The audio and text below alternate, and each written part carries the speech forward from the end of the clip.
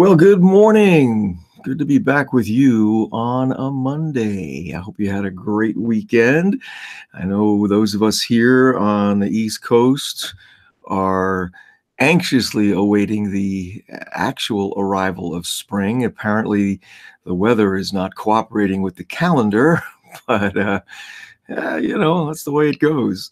We're looking at least another week of these below seasonable temperatures, and we might even get a snowstorm. I'm like, no, I mean, come on. Spring actually starts tomorrow, and I'm ready. Oh my gosh. So maybe if we all just command this stuff to go away. It's funny. I started to do that a number of years ago, and then I realized that every time we get a nice stretches of good weather in a season when you're not supposed to, like in the winter, we'd get some nice warm weather that would happen. Somewhere else they were getting hammered. So you almost start feeling guilty. So yeah, okay, so if I command good weather to come here, somebody else is going to have to suffer for it. So I don't know, but it's Monday. We're good, good to be with you again this morning. And let's see who we have with us. Good morning, Leslie. Yes, we missed you Friday. Jack, good morning. Tammy, Marie, there we go. There's Donna. Yes, happy Monday. Derek, good to see you as well. Hey, Keisha, looking forward. Well, so am I. Good morning. Thank you all. I appreciate you so much jumping in just to spend a few minutes of your busy day with me. And we are going to look at one of the more interesting incidents in the ministry of Jesus. I mean, they were all interesting. Who am I kidding, right? But this has some really special stuff here for us. This is Mark 8:22 through 27. Says that they came to Bethsaida, and they brought a blind man to him and entreated him to touch him. And taking the blind man by the hand, he brought him out of the village, and after spitting on his eyes and laying his hands upon him, Jesus asked him, "Do you see anything?" And he looked up and said, "I see men, for I am seeing them like trees walking about." And then again, Jesus laid his hands upon his eyes, and he looked intently and was restored and began to see everything clearly. And he sent him to his home, saying, "Do not even enter the village." So yeah, this is to me, it's a very fascinating story. It is the only time in the Gospels where Jesus doesn't see an immediate, instant healing, in ministering to somebody. And so for that reason alone, it really, bears some study just to kind of figure out, well, that's odd. That never happened to Jesus, but it happened here. And so, once again, the first thing we notice, right, is that people bring this blind man to him, and they're trying to tell Jesus how to minister to him. Oh, please lay your hand on him. Obviously they'd seen Jesus do that. But once again, and this reminds us of the incident of the deaf mute guy from chapter 7. Jesus didn't do what they wanted him to do in how to heal. And I think we have to keep that in mind, that, we may know based on prior experience how to minister to somebody, how to help them. We kind of get our methodology down, and, we've got a routine that we follow. We got to be careful. That's not always the best, approach to take, because every situation, every person is unique.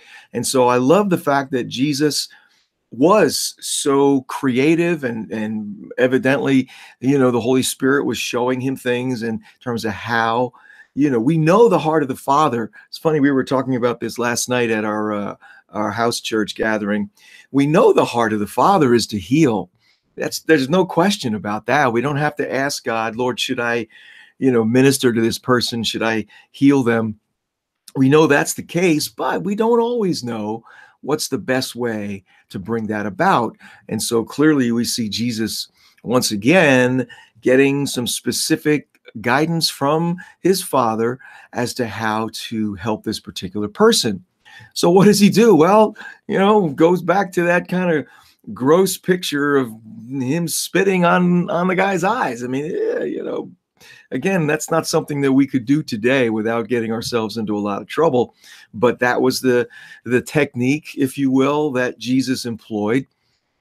And so he does that, lays his hands on the man's eyes, and instead of him being, instantly healed, he can only kind of see, as he says, I see men as trees walking. Now, right there, that tells us something. It tells us that this man was evidently able to see at some point in his life. Maybe as a child, he had sight, and then something happened, and he became blind, because otherwise he would have no way of being able to describe people as trees, right? So, but that's what happened. He's looking, and he's saying that, well, I can see people there, but they look like trees to me. So what does Jesus do? Lays his hands on the man's eyes again, and he's healed. Now it's complete, right? And so, there's a lot here that I think we can draw from this incident. First of all, when we're trying to help somebody, we can't give up. We shouldn't give up if it doesn't happen quickly. Here's Jesus, the one whose record was pretty much perfect in ministry to people. He never failed. Yet this was the one time when it took two, ministry sessions, if you will, for this man to be completely healed. And that's going to happen. And we just have to be, aware of that and willing to stick with it. I mean, I'll tell you that there have been many, many times in praying for people to be healed that they would get some improvement. And, invariably I would say, well, you know what? That's great. Let's thank God for the improvement. But how about let's go for the whole thing, and then we'd go right back, hit it again. And invariably, in, many cases, the healing would be completed. Why? Because we didn't give up. We didn't stop. And this is one of the major lessons here that I think we can take away from this incident. Don't stop. If the person gets a little bit or gets some, thank God for the improvement. I love Randy Clark's approach to this. He is one of the men of God that has really brought healing back into the mainstream of the church, at least in the streams that I'm with. And one of the things he does is especially when they have these large groups and they're praying for a lot of folks, he'll say, hey, if you're 50 or 80% better, raise your hand. And people that do that, right, they say, yes, I feel that level of improvement. That's an encouragement to the rest that are being prayed for still, and also for the people who have gotten that level of improvement, and then you go back and pray for more. So it's wonderful to be able to acknowledge and celebrate whatever progress has been made in that healing or in that ministry situation. Now, the second part of this has to do with you and I in our pursuit of healing, or something that we need the Lord to do for us, right? That it may come in stages. This guy could have easily said, well, I guess that's all. It's only ever going to be that good. I'm always going to be able to just see people looking like trees, and just walked away. But he didn't. He stayed with Jesus and was willing to be ministered to again.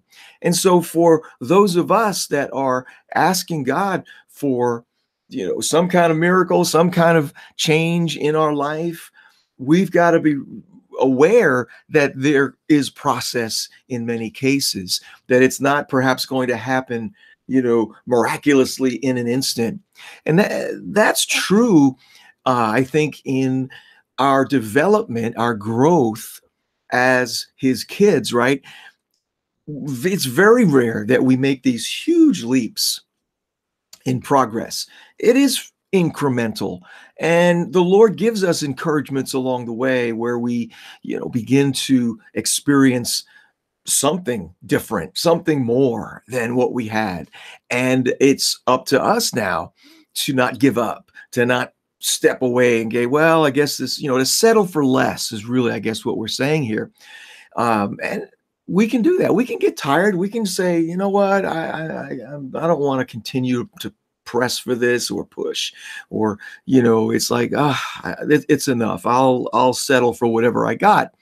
And many people do that. And the Lord doesn't love you any less. He's not going to get angry with you or upset, if that's the response. But the way I see it is, Jesus paid a huge price for my freedom and yours. And whatever that looks like, I want him to be satisfied. I want him to get what he paid for through the blood that he shed. And so we want to stay in a place of believing for the full thing that he has for us. And that's, what we see, through this guy, that he didn't give up. He didn't say, well, I guess that's it. He was willing to stay and receive more so that the full healing could manifest in his life. And that's something that I think is important for us as well. The third thing here that, this is something that the Lord just showed me this morning as I was kind of going over this passage, because there's something fascinating here in verse 25, where Jesus lays his hands on the guy's eyes again. And it says that the blind man, or the guy that's being healed, right? It says he looked intently and was restored. In other words, he began to see everything clearly. And that phrase just jumped out at me. He looked intently and was restored. Whoa, what is that? Well, here's what the Lord showed me. In the Greek, this phrase here, looked intently, can also be translated to look through.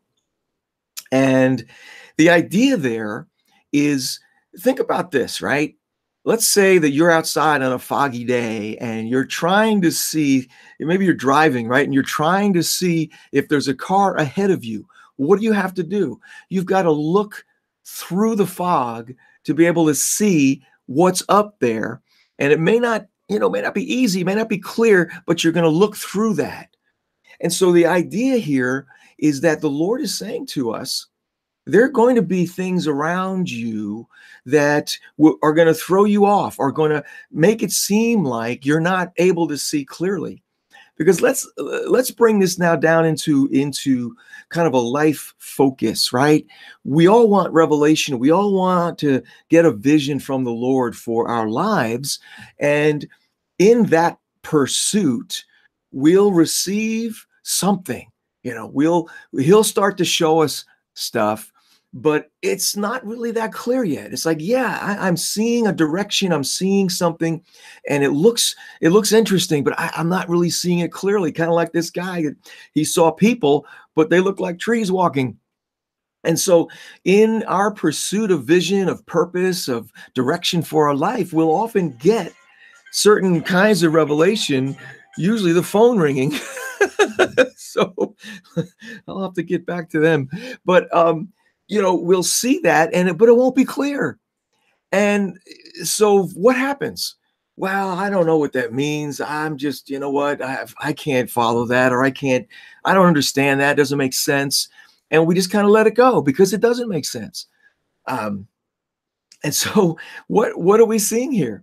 We can come back to the Lord and say, okay, I need more. I need a greater, clearer amount of revelation from you so that I can understand what it is that you're saying to me. And in this process of looking intently, looking through whatever it is that we're looking past, it's another way to describe it. I'm going to look past the things that I don't understand, the things that seem, a little wacky to me, or they're weird. I don't, it's like, well, what is that? I don't know. I'm going to look past that, which is what this guy did, right? He looked through it. He looked, whatever was still going on in his eyes is, you know what? I'm not going to let that. Not going to let my natural circumstances or my inability to fully comprehend something, I'm not going to let that get in my way. I'm going to look through that. I'm going to intently look at whatever it is that the Lord is trying to show me. Because you see, once again, this is so illustrative of the partnership that we're supposed to have with him, where he does what he alone can do. But for my part, I've also got to do something in response to what he's doing. And in this case, it is to look intently. It is to look through whatever I don't get, whatever I'm not yet understanding. I've got to be willing to say, okay, I'm gonna look at what you're showing me and begin to set myself in agreement with that, right? So that you can finish the work, finish whatever you want to do in me. Again, you can bring it back to healing. If you don't test something, and we do this all the time in physical healing, right? We'll pray for somebody who's got, let's say a sprained ankle, and command the pain to go, command healing to flow, right? And then we'll say, okay, let's try it out, walk. And tell us where you're at. We use the number system. What number, 1 to 10, where was your pain and where is it now? And so that's the partnership aspect. We've got to step out in faith. We've got to do something in response to what he's doing. And this phrase here, looking intently, looking through it, looking past the things that would otherwise, rob you of your faith, rob you of the ability to trust him for the more, for the clarity, for all that he's trying to do for us. That's our part in this thing. And man, I was like, whoa, one of those last minute unexpected little nuggets of revelation that, the Lord gives us, that I'm blown away by. Trust me, this is going to go in my treasure box because, in what I do, helping people get clarity on their vision, on their life, as a life coach. This is going to help because many people, we have this problem where we'll get a little piece of it and all kinds of stuff. Listen, the enemy comes against us so strongly whenever we start to get revelation about our destiny and our purpose, because he doesn't want that, right? He's not interested in you becoming all that the Father dreamed for you to become. So he's going to push back hard using circumstances, situations, people, all this kind of stuff. And this is a powerful truth of how we need to not give up, but have this resolve in our hearts and minds that says, no, I'm going to look through this. I'm going to look past it. I'm going to look intently at whatever it is that the Lord is saying and showing me, because I know there's more coming. I know he has greater and more clear revelation for me in my life. And he absolutely does. He doesn't play games with us. He doesn't sit there and, well, let me just, throw a few dribs and drabs of stuff. No, he's very intentional about, bringing what we need so that we can move forward with confidence in our lives. So, man, be encouraged with that. It encouraged me greatly this morning, as I was seeing this for the first time. I'd never noticed that phrase before in this particular passage of scripture. And so I really pray that you're encouraged by that as well. So thank you all for hanging in with me this morning. Let's see who else we've got to say good morning to. There's boy, I gotta scroll all the way back up here. Otherwise I'm gonna miss some people. Jason, good to see you. Good morning. And Jane, how are you? Tammy, I think, you were earlier. Lisa, how are you? Hey, my friend David, how you doing, man? It's good to see you. Rosemary, good morning. Yeah, Smith Wigglesworth, what a tremendous testimony we have through him. Jackie, good to see you. Jennifer, Eileen, it's good to see you. And my other Lisa friend, how are you? Carrie, how are you as well? And Antonio, thank you all. Wow, appreciate you taking a few moments out of your busy day just to come and hang out with me. Weekday mornings, 8:30 Eastern. A little breakfast with Jesus is always a good thing. So if you would please, be my share bear buddy and share the video on your timeline. So hopefully others will find out about this early morning. That's not that early. 8:30 is not that early, but our morning get together. And if you'd like to reach out, send me an email or Facebook private message. I'd love to hear from you. And once again, all these are posted over on the Breakfast with Jesus 247 Facebook page. So if you would like to catch up, feel free to do that. But once again, thank you. I just love hanging out with you like this and look forward to being back here tomorrow at the same time. And until then, you be blessed.